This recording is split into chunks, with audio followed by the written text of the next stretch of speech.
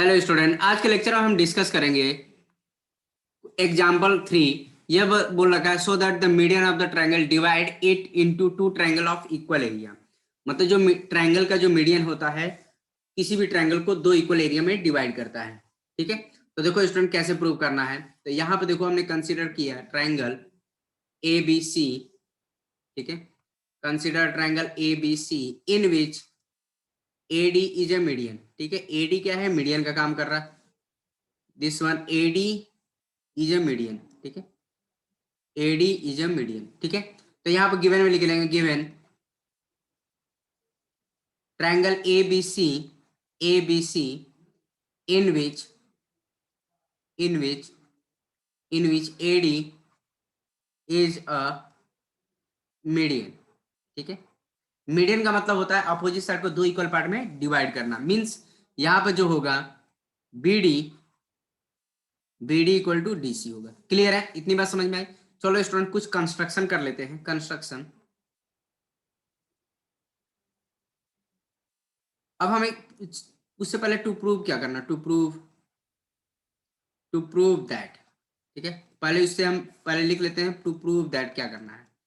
तो यहाँ पे देखो टू प्रूव में करना है area of triangle A B D equal to area of triangle. मतलब हमें ये ट्रायंगल आपस में इक्वल प्रूव करना है। ठीक है, ये दिस वन ट्रायंगल इक्वल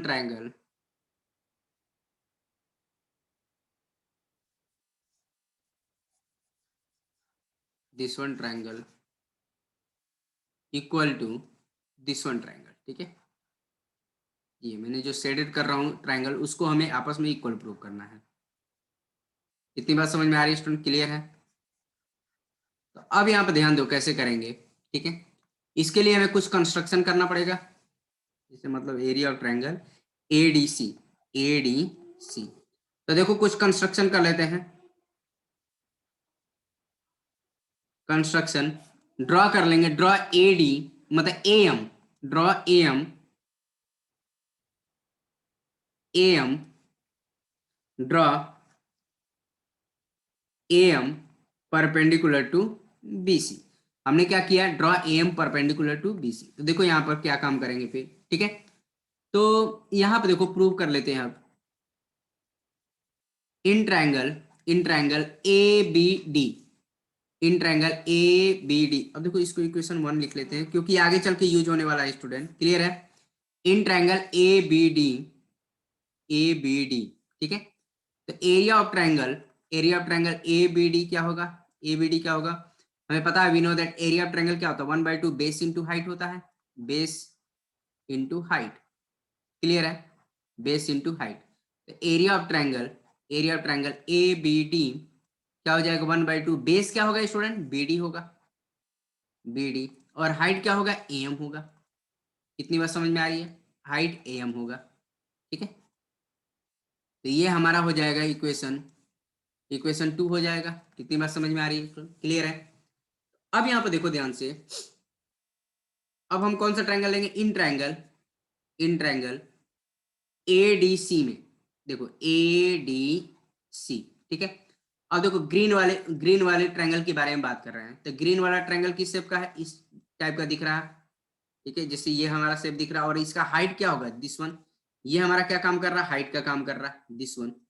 मतलब ये हमारा AM जो होगा वो हाइट का काम करेगा, AM जो होगा हाइट का काम करेगा, और ये जो पोर्शन होगा ये बेस होगा। मतलब DC जो होगा वो बेस का काम करेगा। इतनी बात समझ में आ रही है। तो एरिया ऑफ ट्रायंगल ADC क्या होगा, 1/2 बेस इंटू हाइट। क्लियर है। अब यहाँ पर बता सकते हैं 1/2 बेस क्या होगा, यहाँ पर DC होगा, DC, एंड हाइट क्या होगा स्टूडेंट, AM होगा। ठीक है, तो एरिया ऑफ ट्रायंगल ADC, तो ये कितना हो गया, 1/2 बेस इंटू हाइट। क्लियर है, ये हमारी थर्ड इक्वेशन है। क्लियर है।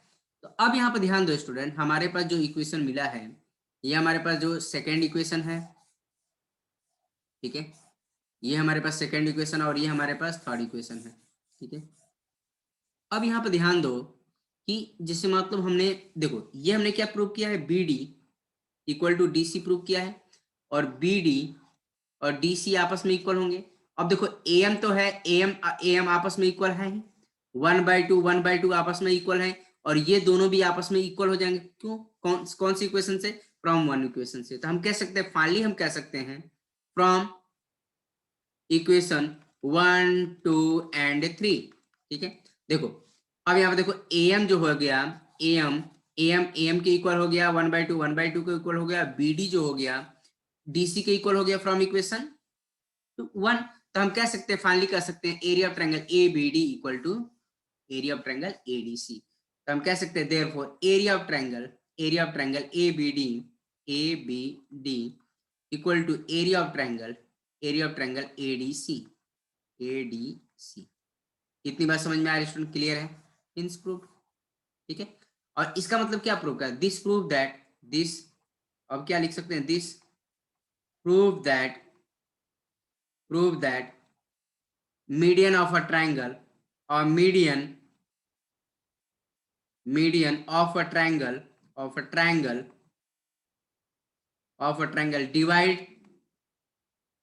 divide it into two triangles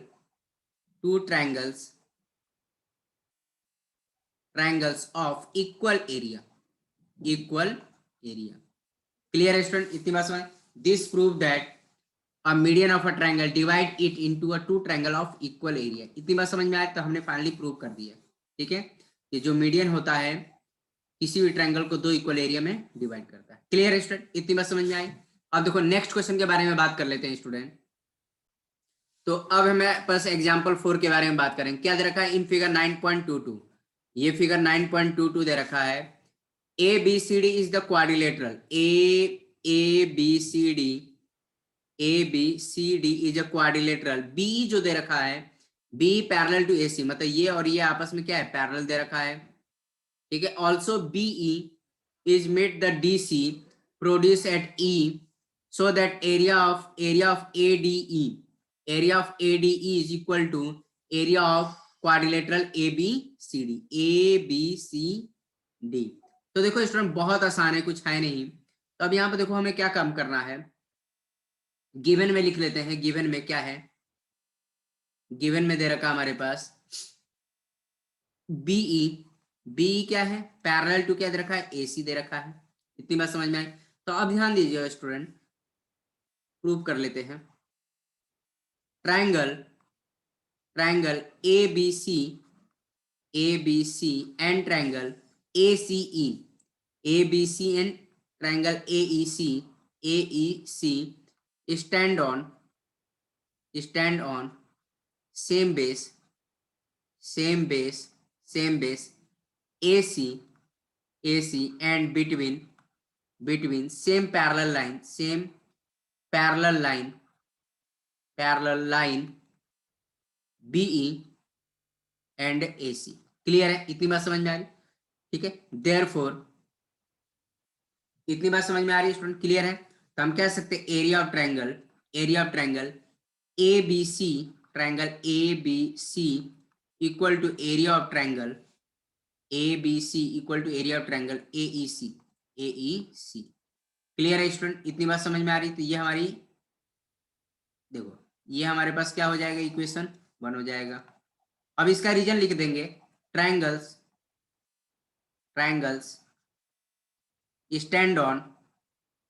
stand on same base and between same parallel line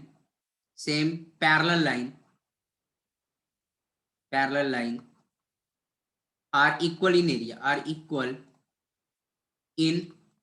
area। Clear है student? Triangles stand on same base and between same parallel line are equal in area। इतनी बात समझ में आ रही है student? Clear है? तो हमने यहाँ पे ये देखा कि ये जो ट्रायंगल है आपस में, मतलब ये triangle, this one triangle, 1 minute सही से बना लेते हैं हम, इसको हम सेट कर लेते हैं। This one triangle and this one triangle, ये सेट कर लेते हैं। दिस वन ट्रायंगल, ठीक है, ये आपस में क्या होंगे? इक्वल होंगे। ठीक है, ये कॉमन है दोनों में। ठीक है, जो ग्रीन वाला पोर्शन आ रहा है दोनों ट्रायंगल में कॉमन आ रहा है। अब यहाँ पे देखो दोनों ट्रायंगल हमारे पास आपस में इक्वल हो गए। ठीक है, अब यहाँ पर क्या काम करेंगे, अगर मान लो ये पोर्शन ऐड कर देते हैं दोनों ट्रायंगल में, ये वाला पोर्शन ऐड कर देते हैं, ठीक है, तो हमें जो प्रूव करना था वो हमें मिल सकता है स्टूडेंट। क्लियर है? अब ध्यान दीजिए, डायग्राम की हेल्प से अब ध्यान दीजिए, हम क्या काम करेंगे, adding adding area of triangle ADC ADC on both side, ठीक है। कौन से बोथ साइड, मतलब कौन से हमें इक्वेशन में ऐड करना होगा, हमें फर्स्ट वाले इक्वेशन में ऐड करना होगा। ये जो दिस वन इक्वेशन में हमें क्या करना होगा, दोनों तरफ हमें ए डी सी ऐड करना होगा। क्लियर है स्टूडेंट? इतनी बात समझ में आ रही है? तो देखो हम ऐड करके देखते हैं, ऐड कर लेते हैं हम। तो क्या हो जाएगा, area of triangle A B C, इसमें हम area of triangle A D C add कर दें, area of triangle A D C equal to, अब इसमें भी हम ऐड कर दें area of triangle A E C plus area of triangle A D C. Clear है? तो अब देखो यहां पर दोनों को ऐड करने के बाद, ये दोनों ऐड करने के बाद हमें क्या मिल जाएगा, देखो ए बी सी और तो हमें क्या मिल जाएगा स्टूडेंट, हमें मिल जाएगा ए बी सी डी मिल जाएगा, ये हमें पूरा मिल जाएगा, ये पूरा पोर्शन हमें मिल जाएगा, ठीक है। मतलब हमें क्वाड्रिलेटरल मिल जाएगा, ये पूरा मिल जाएगा ऐड करने पर। तो हमें क्या मिल जाएगा, area of quadrilateral A B C D, A B C D, ठीक है। और देखो इनको ऐड करने पर क्या मिलेगा, इनको ऐड करने पर हमें क्या मिल जाएगा, ए ई सी और ए सी, तो हमें ये मिल जाएगा दिस वन पोर्शन, ये वाला पोर्शन पूरा मिल जाएगा, ये पूरा, ठीक है। जो मैं शेडेड कर रहा हूँ वो मिलेगा, मतलब ये वाला पोर्शन, ठीक है, ये वाला पोर्शन। क्लियर है? तो हमें मिल जाएगा area area of triangle A D E मिल जाएगा, area of triangle A D E. हो गया प्रूफ, यही तो हमें प्रूफ करना था स्टूडेंट, इंस प्रूफ। क्लियर है? इतनी बात समझ में आई? तो फाइनली हमने प्रूफ कर लिया स्टूडेंट, यही तो हमें प्रूफ करना था, area of triangle quadrilateral A D C D equal to A D E, hence proof हो गया। क्लियर है स्टूडेंट? इतनी बात समझ में आ रही है? तो ठीक है स्टूडेंट, आज के लिए नेक्स्ट क्वेश्चन के बारे में बात कर लेते हैं। तो देखो स्टूडेंट, हमारे पास ये 9.1 एक्सरसाइज का है, ये हमारे एनसीईआरटी एग्जाम्पलर के क्वेश्चंस हैं। कुछ एमसीक्यू क्वेश्चन कर लेते हैं। याद रखा, right the correct answer in each of the following, ठीक है। याद रखा है, the median of the triangle divide it into, मतलब अभी हमने देखा, अभी हमने स्टार्टिंग में यही प्रूव किया था, median of the triangle divide it into two triangle of equal area. तो कौन सा ऑप्शन करेक्ट होगा, ट्रायंगल ऑफ इक्वल एरिया, ठीक है। अभी तो हमने देखा स्टूडेंट, अगर मान लो कोई मीडियन है, सपोज करो ये मीडियन है, जैसे मान लो ए बी सी है, और हमारे पास ये मीडियन है ए डी, तो क्या होता है, टू इक्वल एरिया में डिवाइड करता है। Area of triangle A B D equal to क्या हो जाएगा, area of triangle A D C हो जाएगा। क्लियर है? तो हमारे पास क्या प्रॉपर्टी है, median of the triangle divide it into two triangle of equal area, तो मतलब पहला ऑप्शन करेक्ट होगा स्टूडेंट। क्लियर है? आई बस समझ, अभी हमने पहला प्रूव किया था, ठीक है। अब यहाँ पर देखो सेकंड क्वेश्चन के बारे में बात करेंगे। in which of the following figure you find the two polygons on the same base and between same parallel line, ठीक है। हमें बताना, टू पॉलीगन बताना है, उसमें बेस सेम हो और सेम पैरेलल लाइन के बीच में हो। तो यहाँ पे देखो इस सिचुएशन में तो मिलने वाला नहीं है, ना ही इसमें है ना ही इसमें है। देखो इसमें हो सकता है कैसे, कि देखो अब यहाँ पे देखो, जो मैं शेडेड करूं उसको ध्यान देना, जिसमें मतलब ये है, ठीक है, ये वाला पोर्शन, ठीक है। इसमें हमारे पास क्या दे रखा है, स्टैंड ऑन सेम बेस। अब यहाँ पर देखो ध्यान से, quadrilateral P A R Q, P A R Q and quadrilateral P Q R S, P Q R S, ठीक है, P Q R S stand on same base क्या है, Q R, and between same parallel line Q R and P S. Clear है? एक तो ये हो गया, एक ये हो गया ग्रीन। अब देखो मैं ग्रीन से शेडेड कर देता हूं, ये भी क्या है, ये भी क्या है, आपस में क्या है, stand on same base and between same parallel line. Clear है? तो या ये भी क्या होगा, stand on same base and between same parallel line, तो इसको भी लिख लेते हैं स्टूडेंट। क्लियर है? तो यहाँ पर हो जाएगा quadrilateral Q R S B.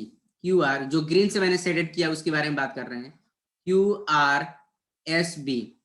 ठीक है? एंड क्वाड्रिलेटरल, बड़े वाले क्वाड्रिलेटरल से कंपेयर करेंगे, क्यू आर एस पी।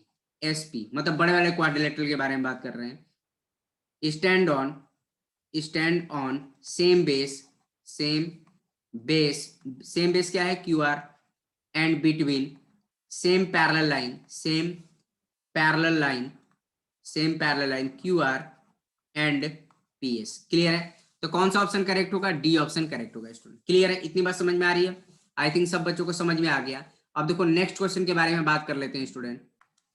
तो देखो स्टूडेंट, हमारे पास थर्ड क्वेश्चन है, ये दे रखा है, in figure obtained by the joining the mid point of the adjacent side of the rectangle side 8 centimetre and 6 centimetre. तो अब यहाँ पे देखो डायग्राम तो नहीं दे रखा, हमें डायग्राम बनाना पड़ेगा स्टूडेंट। देखो जिस मतलब थर्ड के लिए हम कर रहे हैं, तो हमें क्या दे रखा है, रेक्टेंगल दे रखा है। सपोज करो हमारे पास ये रेक्टेंगल दे रखा है,